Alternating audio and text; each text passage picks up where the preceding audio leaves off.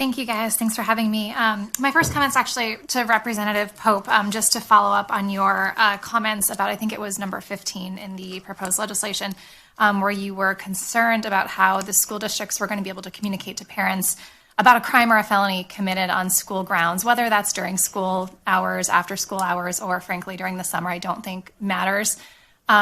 What we've learned in the last 2 years during the COVID pandemic is our schools have an incredible way to communicate with us, and I get notified within minutes of a positive COVID test in my school district. So I'm very confident in my school and any school in the state of Wisconsin's ability to contact and communicate with parents about a crime or felony that's committed on school grounds.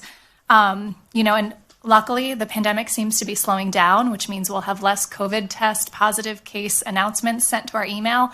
And maybe they can focus that energy towards how they are going to alert us of a crime or felony that may be committed on school grounds.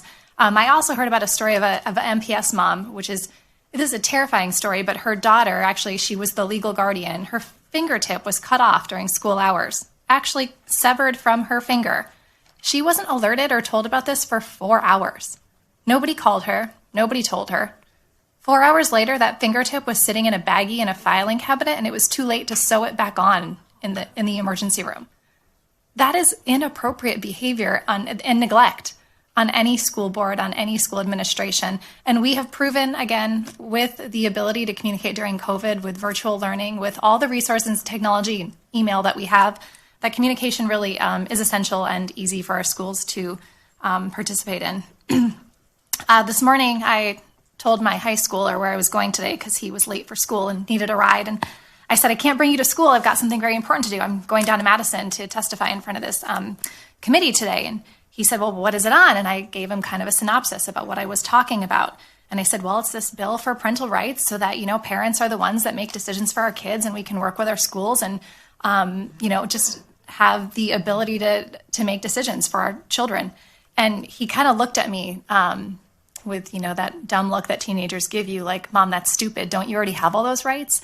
Similar, Senator Pope, to what you had said. But what's different about this is that it does give us the ability to enforce, and it does give us the understanding and an outline of what's going on.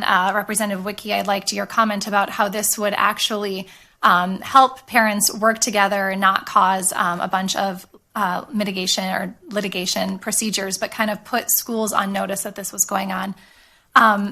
So again, I'm shocked the bill is even needed. It seems like our most fundamental constitutional rights are continuously being threatened. Parental rights was not something I thought I would ever need to talk about. So I applaud the authors of this bill for being diligent forward thinkers, putting this forward before we get into too much trouble, because as we've seen in the last couple years, we are running into these instances far too many times. Over the last 2 years as a parent, I've seen many rights taken from myself, my family, and my community. The right to parent is something the government simply has no place in. Even more so, our public schools should have even less rights and need to be reminded that their job is to educate, inspire, motivate, and prepare our children academically. They are not our children's parents in any capacity, and aside from making emergency medical decisions, hold no parental rights over our children. And I'll ad-lib to that, those emergency medical decisions, unlike what happened in MPS with the little girl's fingertip, need to be communicated to parents in a timely manner, which in an emergency like that, I would say is minutes, not hours or days. Do you know that our public schools routinely deny, delay, and block FOIA requests when we ask for the curriculum? We, the parents, should have a fundamental right to see what our children are learning, including access to all learning materials that our children are exposed to. I'll also ad-lib this and point out that 2 of my children were pulled from public education during the pandemic. The private school that they attend not only posts the entire curriculum online for anyone to see, you don't have to be a member of the school, any person that wants to go on the internet and find it can see it, but every single curriculum for every single class is also posted on the door of that classroom in a binder for every parent to read. They can go in any day, drop their kid off, pick their child up, and read what's being taught that day, that week, that module, that semester.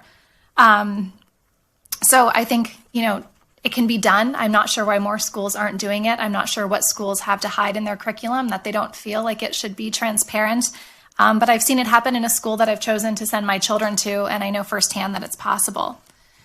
Do you guys know that our children have access to sexually inappropriate pornographic material through the Wisconsin online library system? and that when parents in the state of Wisconsin try to question or remove explicit books from curriculum, we get labeled as book banners. There's an abundance of inappropriate reading material available to our kids. Some of it is even required reading. In my district, Mequon-Thiensville, if you'd like to opt your child out of the forced reading of a sexually explicit book, or any book for that matter, whether it's religion or personal preference, your child is ostracized and sent out in the hallway with alternative learning during class. This is not an okay learning environment. The hypersexualization of our youth needs to end, and it needs to end at school. Are you guys aware that some schools won't tell you or think you have no right to know if your child is depressed, suicidal even, or is considering altering their sexual identity? Some schools will even allow them to choose their own pronouns and provide counseling for them, including helping them to secure medical appointments without our permission. This should disturb everyone in this room, regardless of which political wing you like to identify with.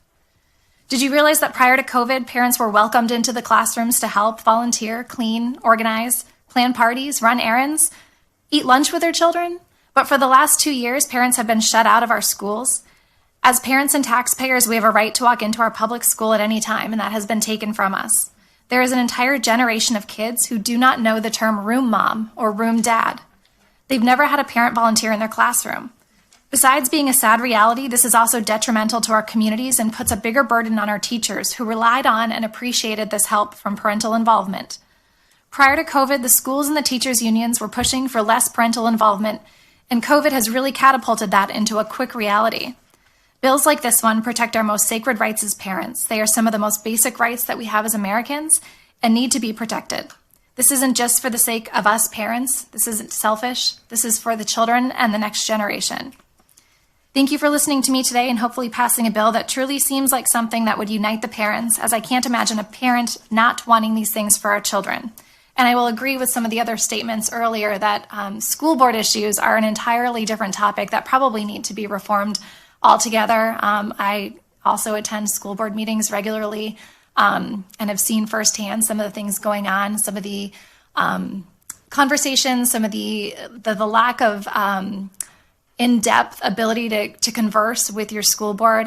My most recent email, where I addressed all 7 of my school board members and my superintendent and asked them to all answer a question on something for me, returned back to me an email from the president of the school board who said, I am responding on behalf of everyone. They don't need to answer because we have a school board policy that says I can do that. So my answer is now the answer for all the other school board members, and they will not be responding to you. These kind of things are inappropriate.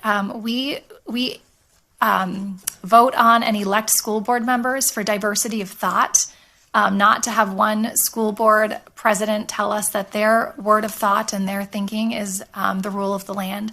So that's probably a conversation for a different day, but I do know that it's in this bill. I don't think it's enough, but I think it's a good start. So thank you guys. If there's any questions, I'm happy to answer.